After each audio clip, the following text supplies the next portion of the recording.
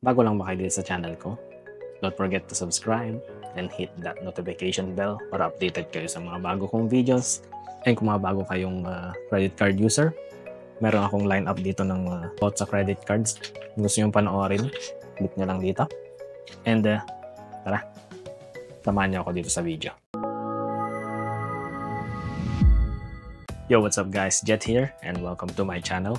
And in this video, tatalakayin natin yung dumating nating card, which is yung East-West replacement card ko ng Visa card. So, nasa green envelope siya.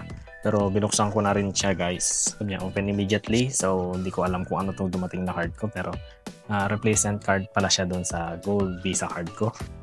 And since renewal card nga ito, huwag niyong kakalimutang itapon ng may pag-iingat yung card na old. And kung gusto nyo itapon, kailangan nyo guntingin yung mga chip na nasa loob. Kung sakain nyo, itago nyo lang. Kasi remembrance din.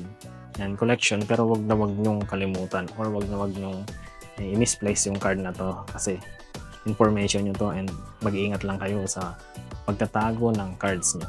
So malapit na siyang mag-expire. So pag malapit siyang mag-expire, mga 3 to 4 months before siya mag-expire, pagpapadala na yung bank nyo.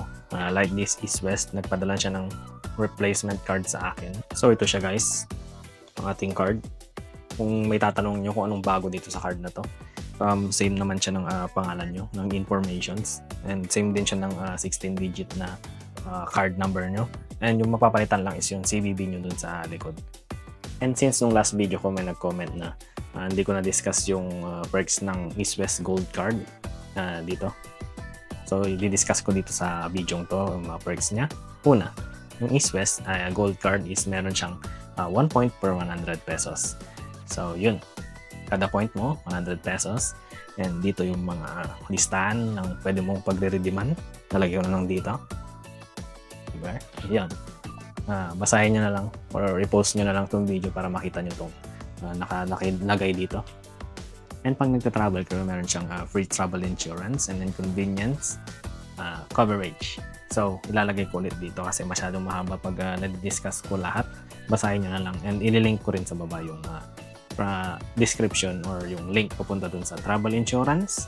And yun, pangatlo is yung special perks na binibigay ng East-West per month or mga perks na rewards na meron sa mga iba-ibang card, meron sa Visa card, Mastercard or JCB.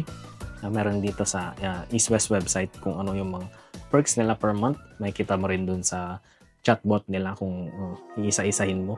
So yun, yung East-West card is accepted naman siya dun sa iba-ibang bansa. Basta itawag nyo lang dun sa East-West hotline na gagamitin nyo yung card na to and pupunta kayo dun na bansa. Before kayo pumunta, tumawag kayo para hindi kayo ma-block pag nag-spend kayo doon sa ibang bansa. Kasi nasa Pilipinas naman kayo and makikita na may nag-swipe doon sa ibang bansa is maalanganin kayo. Maaari na nyong may-block ang iyong card and which is mapupunta na naman sa card replacement. And since i-block nila yung card, edi magbabagong card ka na naman kasi na-block na yung card mo. And itong East-West card pala is meron siyang annual fee na 2.5. And pag supplemental card or mga pangalawang card na ibibigay mo dun sa kamag-anak mo or sino mang gusto mong pagbigyan, meron siyang 1 to 50 na annual fee. So magsisimula yung annual fee pag second year mo na, libre yung first year. Mostly naman ng mga credit cards dito sa Pilipinas, ganun. Kung may katanungan kayo about sa credit cards o sa mga cards, huwag nyo kalimutang mag-comment down below kung ano yung mga gusto nyong itanong and kung anong mga videos ang gusto nyong i-gawin ko sa susunod. And this is Jet. And don't forget to like, comment, and subscribe to my channel. And thank you. And meron din akong Facebook channel. And bago lang to is Jet Traveler. And maglalagay ako ng mga travel videos ko dito. So thank you for watching. Have a nice day and follow for more.